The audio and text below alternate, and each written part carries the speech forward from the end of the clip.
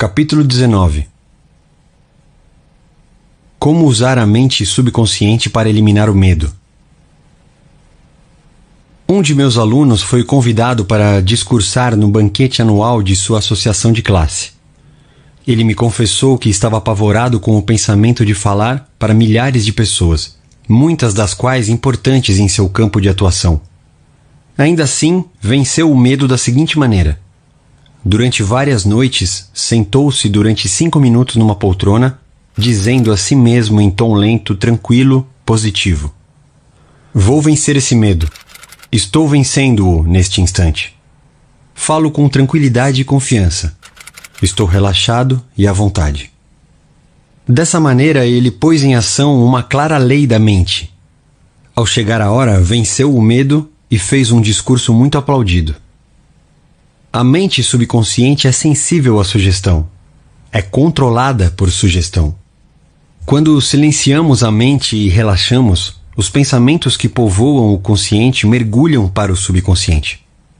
O processo assemelha-se à osmose, na qual ocorre uma mistura de fluidos separados por uma membrana porosa. À medida que essas sementes positivas ou pensamentos seguem para a área do subconsciente, elas crescem segundo sua natureza e nos tornamos equilibrados, serenos e calmos. O maior inimigo do homem. Alguém já disse que o medo é o maior inimigo do homem. Está por trás do fracasso, da doença, de relações humanas insatisfatórias. Milhões de pessoas têm medo do passado, do futuro, da velhice, da loucura e da morte. O medo, porém, é apenas um pensamento na mente. Isso significa que temos medo de nossos próprios pensamentos. Uma criança pequena pode ficar paralisada de medo quando um coleguinha lhe diz que há um monstro embaixo da cama, que irá pegá-la durante a noite. Quando os pais acendem a luz e lhe mostram que não há monstro algum, ela perde o medo. O medo na mente da criança era tão real como se houvesse realmente um monstro embaixo da cama. Ela foi curada de um pensamento sem fundamento algum na realidade. Não existia aquilo que ela temia. Da mesma maneira, a maioria dos nossos medos tampouco tem fundamento na realidade. Eles nada mais são do que um conjunto de sombras sinistras, e sombras nenhuma realidade tem. Faça as coisas que teme. Ralph Waldo Emerson, o grande filósofo e poeta do século XIX, disse o seguinte: "Faça a coisa que teme e a morte do medo é certa." Houve época em que eu era tomado de um medo incrível só em pensar em falar em público. Se tivesse me curvado a esse medo terrível, tenho certeza de que você não estaria agora lendo este livro. Eu jamais teria conseguido passar aos outros o que aprendi sobre o funcionamento da mente subconsciente. Venci-o seguindo o conselho de Emerson. Tremendo por dentro, dirigi-me a plateias e falei. Aos poucos tornei-me menos medroso, até que finalmente me senti à vontade o suficiente para gostar do que fazia. Comecei mesmo a esperar com prazer a oportunidade de fazer palestras. Fiz o que tinha medo de fazer, e a morte do medo foi inevitável. Quando dizemos positivamente que vamos vencer os medos e chegamos a uma decisão final na mente consciente, liberamos o poder do subconsciente, que começa a fluir de acordo com a natureza de nossos pensamentos. Superando o medo de plateia. Em um capítulo anterior, descrevi o caso de Janet R., uma jovem cantora de ópera cuja carreira fora interrompida por um caso terrível de medo da plateia. Ao ser convidada para um teste de voz, com possibilidade de escolha para um papel importante numa ópera, compreendeu que essa bem que poderia ser sua última oportunidade de sucesso. Ainda assim, o nervosismo de enfrentar o público continuava tão forte como nunca. A menos que conseguisse vencê-lo, sabia que fracassaria mais uma vez. Como maneira de superá-lo, isolou-se em uma sala e fez o melhor que pôde para relaxar corpo e mente. Com o objetivo de repelir a sugestão de medo que lhe dominava o subconsciente, repetiu devagar, tranquila e convictamente as seguintes palavras: "Eu canto maravilhosamente bem. Sou equilibrada, serena, confiante e calma." Repetiu essas palavras de 5 a 10 vezes de cada vez. Ao fim de uma semana, sentia-se equilibrada e confiante. Ao chegar a hora, fez um teste brilhante. Se você adaptar o mesmo procedimento a qualquer situação em que se encontre e levá-lo até o fim com seriedade e confiança, a morte do medo será inevitável. Medo do fracasso. Frequentemente recebo visitas de estudantes de uma universidade próxima. Uma queixa comum a muitos deles é o que podemos chamar de amnésia por sugestão durante os exames. Eles me contam sempre a mesma história. Antes do exame, sei a matéria de cor e salteado e lembro-me de todas as respostas depois. Mas quando estou na sala, olhando para a prova, dá um branco em mim. Muitos de nós tivemos experiências semelhantes. A explicação desse fato está em uma das grandes leis da mente subconsciente. A ideia que se transforma em realidade é aquela a qual damos atenção mais concentrada. Conversando com os estudantes, descobri que a ideia a que davam mais atenção era a do fracasso. Como resultado, era fracasso o que o subconsciente transformava em realidade. O próprio medo de fracasso cria a experiência de fracasso, por amnésia temporária. Uma estudante de medicina chamada Sheila B. era uma das mais brilhantes da classe. Mesmo assim, quando fazia uma prova oral ou escrita, dava um branco nela ao ouvir ou ler as perguntas mais simples. Expliquei-lhe a razão desse fato. Durante vários dias antes do exame, ela estivera pensando e preocupando-se com as possibilidades de fracasso. Esses pensamentos negativos tornaram-se carregados de medo. Pensamentos saturados da poderosa emoção do medo são transformados em realidade no subconsciente. Em outras palavras, a jovem estudante estava pedindo ao subconsciente que desse um jeito para ela ser reprovada. E foi isso exatamente o que ele fez. No dia do exame, quando deu por si, foi atacada de amnésia por sugestão. Como ela venceu o medo? Estudando o funcionamento da mente subconsciente, Sheila aprendeu que nela havia o tesouro da memória. O subconsciente continha o registro perfeito de tudo que ela ouvira e lera durante as aulas. Além disso, aprendeu que o subconsciente é impressionável e que responde em reciprocidade. A maneira de manter com ele uma forte comunicabilidade é relaxar e adotar um estado de espírito tranquilo e confiante. Todas as noites e pela manhã, Sheila começou a imaginar os pais dando-lhe parabéns por suas maravilhosas notas. Segurava nas mãos a carta imaginária que deles recebera. Ao começar a pensar no resultado almejado, gerou uma resposta correspondente, ou recíproca, em si mesma. Submetido a esse estímulo constante, o poder todo sábio e todo-poderoso do subconsciente assumiu o comando. De acordo com isso, deu ordens à mente consciente e dirigiu-a. Sheila imaginou o resultado que queria, criando dessa maneira meios para concretizá-lo. Seguindo esse procedimento, não teve mais problemas para passar nos exames subsequentes. A sabedoria residente no subconsciente assumiu o comando e obrigou-a a dar o melhor de si mesmo. Medo de água. Quando tinha por volta de 10 anos, caí acidentalmente em uma piscina. Não sabia nadar. Bati os braços em desespero, mas em vão. Senti que estava afundando. Ainda me lembro do terror que senti quando a água escura se fechou à minha volta. Tentei respirar e enchi a boca de água. No último momento, outro menino notou a enrascada em que eu estava, saltou para a água e me puxou para fora. A experiência mergulhou no meu subconsciente.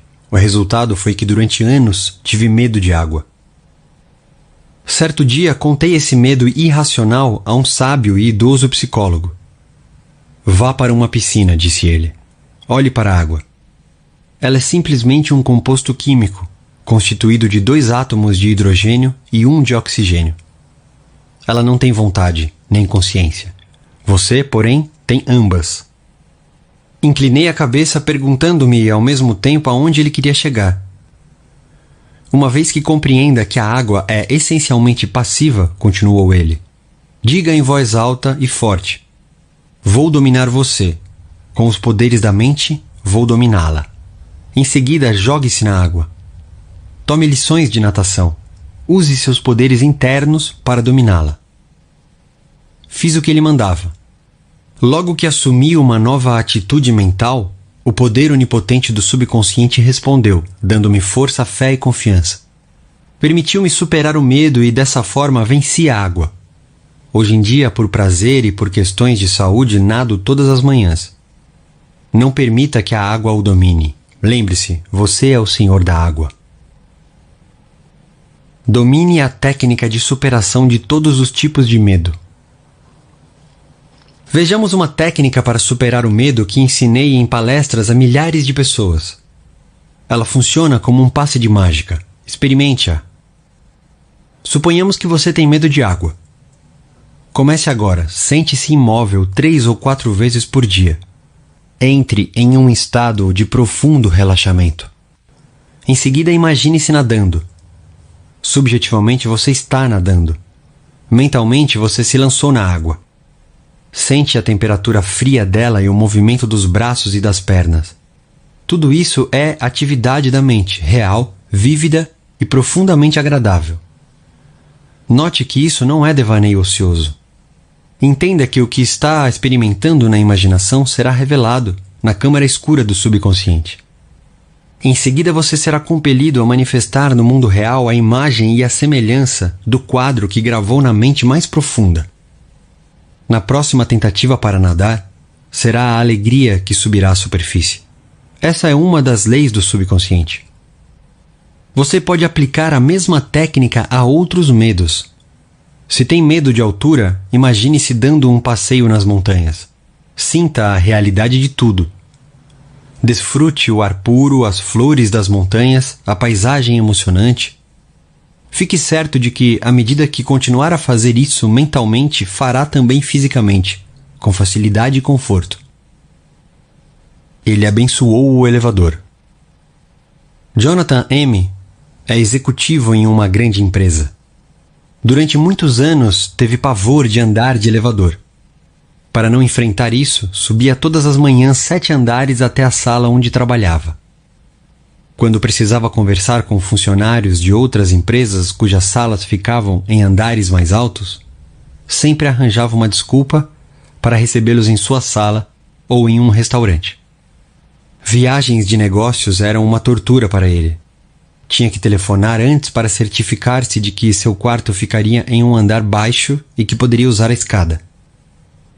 O medo era produto da mente subconsciente, talvez reflexo de alguma experiência que esquecera por completo. Aprendendo como a coisa funcionava, resolveu mudá-la.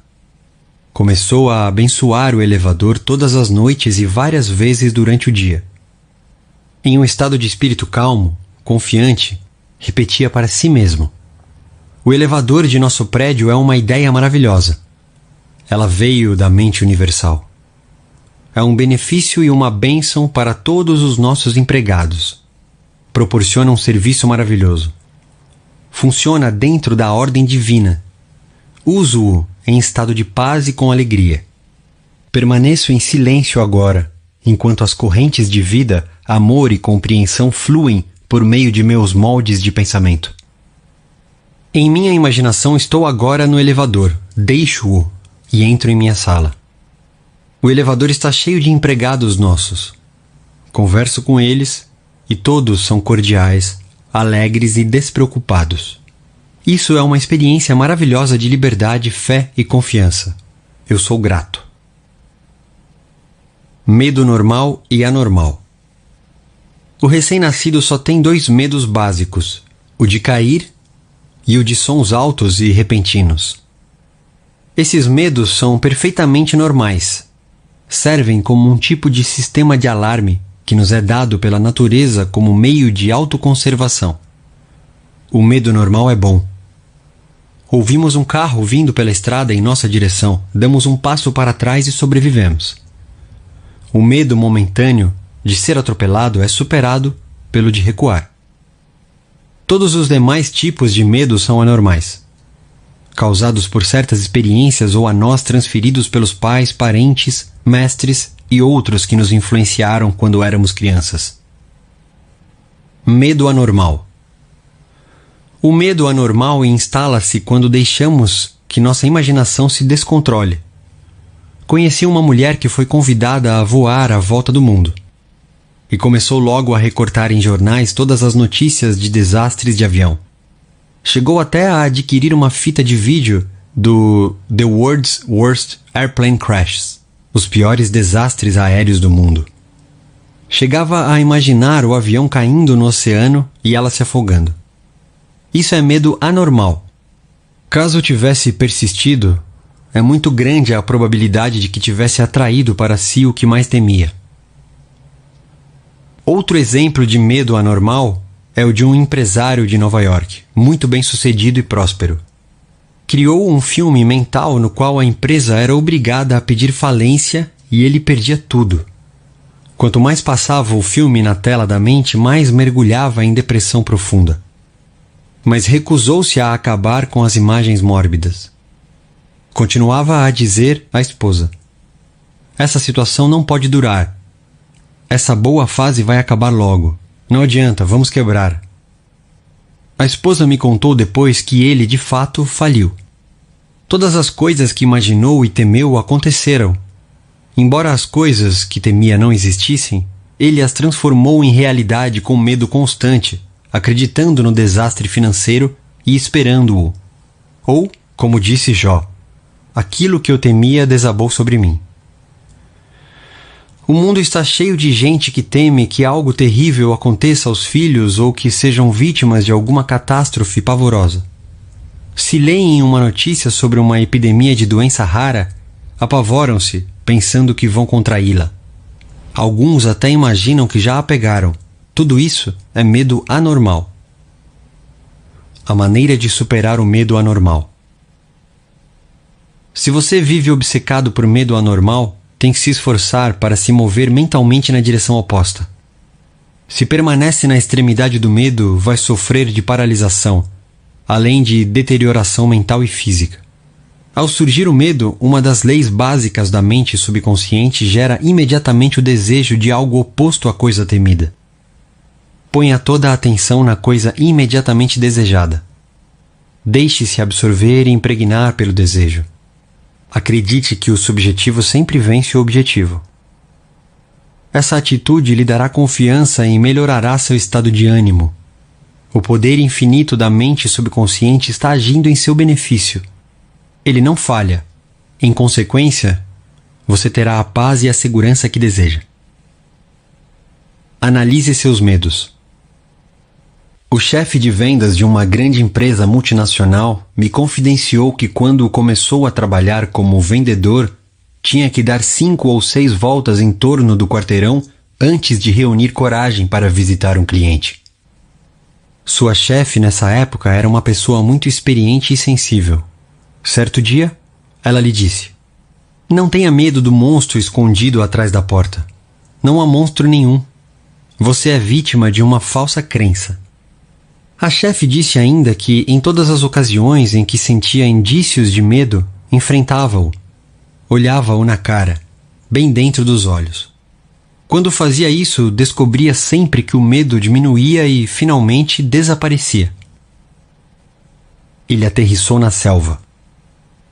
Um ex-capelão do exército dos Estados Unidos, chamado John N., contou-me que durante a Segunda Guerra Mundial, o avião em que voava foi atingido e danificado por um ataque antiaéreo.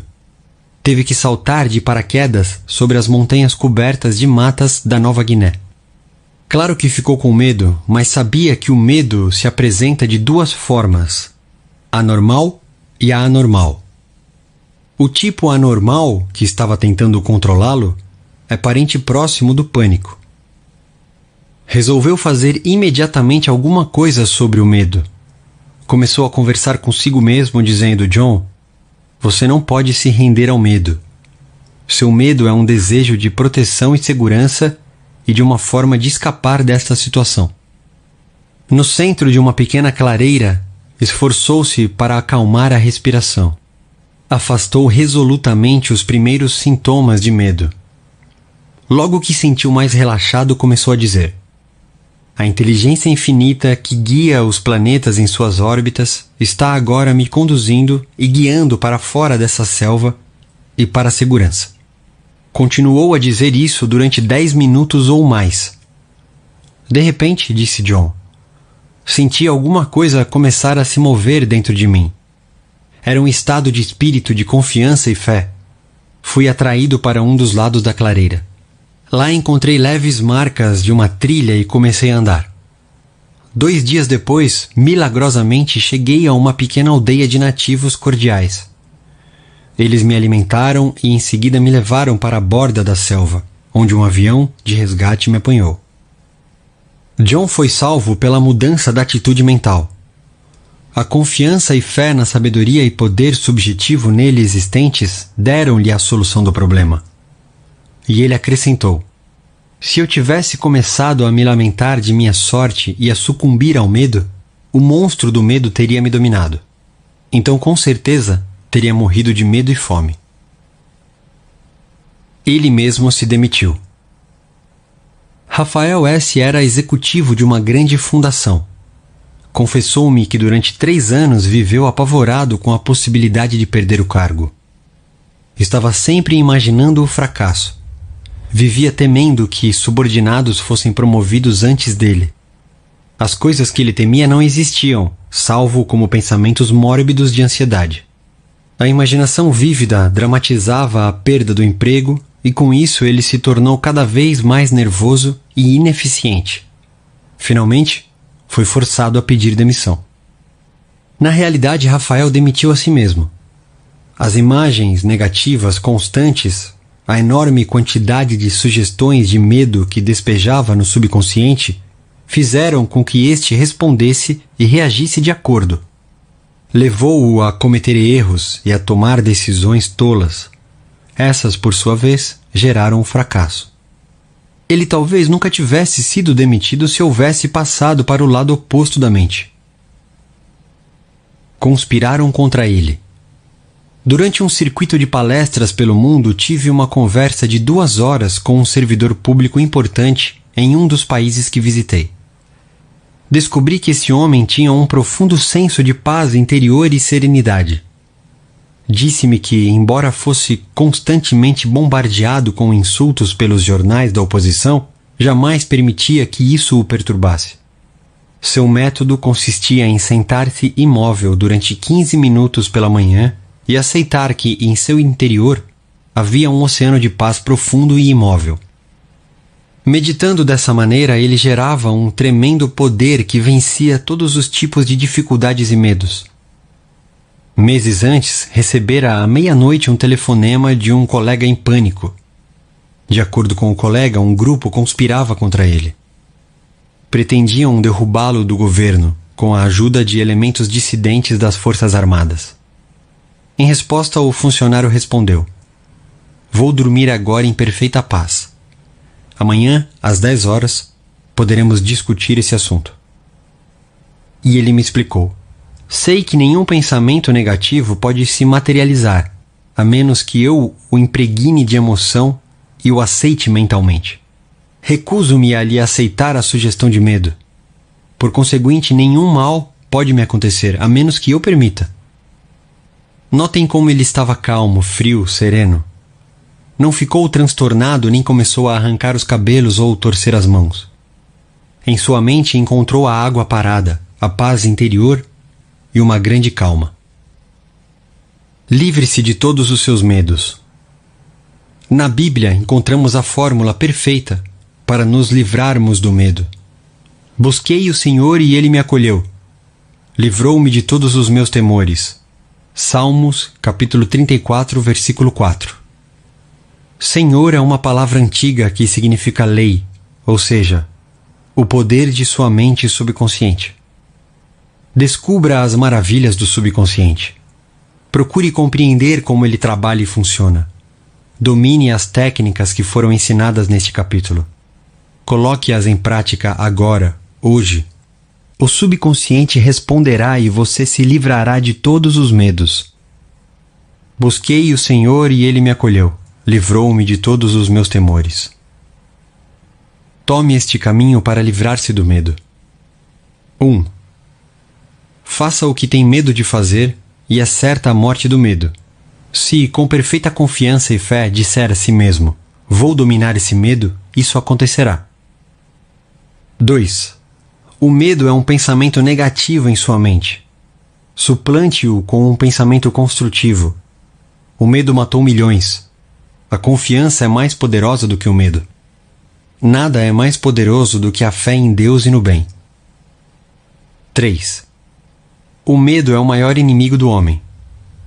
É causa de fracassos, doenças e más relações humanas. O amor o expulsa. Amor é apego emocional às boas coisas da vida. Apaixone-se pela honestidade, integridade pessoal, boa vontade e sucesso. Viva na expectativa alegre do melhor e, inevitavelmente, o melhor é o que colherá. 4. Combata as sugestões de medo com seu oposto, tais como canto maravilhosamente bem, sou equilibrada, serena, calma, e receberá dividendos fabulosos. 5. O medo é a causa da amnésia por sugestão que ataca estudantes durante provas.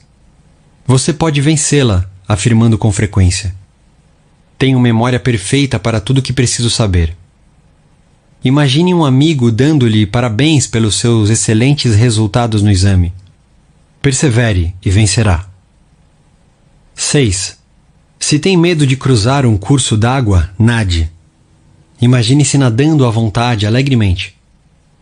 Mentalmente lance-se à água. Sinta o friozinho gostoso e a emoção de cruzar a piscina. Torne a imagem real.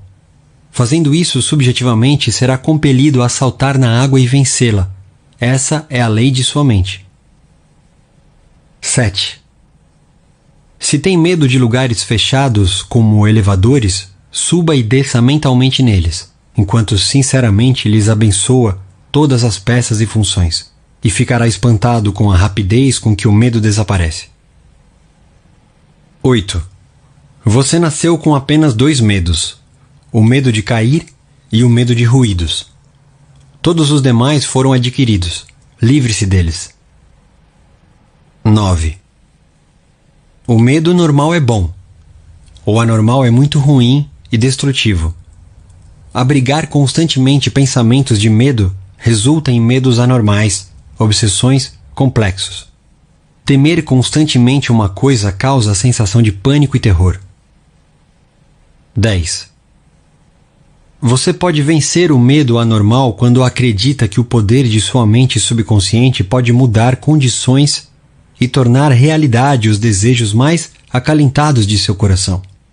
Dê atenção imediata ao seu desejo, que é o oposto do medo. Esse é o amor que expulsa o medo. 11. Se tem medo do fracasso, preste atenção ao sucesso. Se tem medo de doença, pense em saúde perfeita. Se tem medo de acidente, medite na orientação e proteção de Deus. Se tem medo da morte, lembre-se de que há vida eterna. Deus é vida. E essa é a sua vida agora. 12. A resposta ao medo está na grande lei da substituição. O que quer que você tema tem solução, na forma de seu desejo. Se está doente, você deseja saúde. Se está na prisão do medo, deseja liberdade. Espere o bem. Concentre-se no bem e saiba que a mente subconsciente sempre lhe dá a resposta. Ela jamais falha. 13. As coisas que você teme não existem realmente, salvo como pensamentos em sua mente consciente. Pensamentos, lembre-se, são criadores.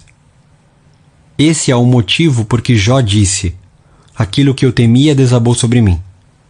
Pense no bem e o bem se seguirá. 14. Examine seus medos. Exponha-os à luz da razão. Aprenda a rir deles. Esse é o melhor remédio. Nada pode perturbá-lo exceto seus próprios pensamentos. As sugestões, palavras ou ameaças de outra pessoa nenhum poder possuem. O poder está em você, e quando focaliza o pensamento naquilo que é bom, o poder de Deus está em seus pensamentos sobre o bem. 15. Só há um poder criador, e ele age sob a forma de harmonia. Nele não há divisões provocadas por conflitos. Sua origem é o amor.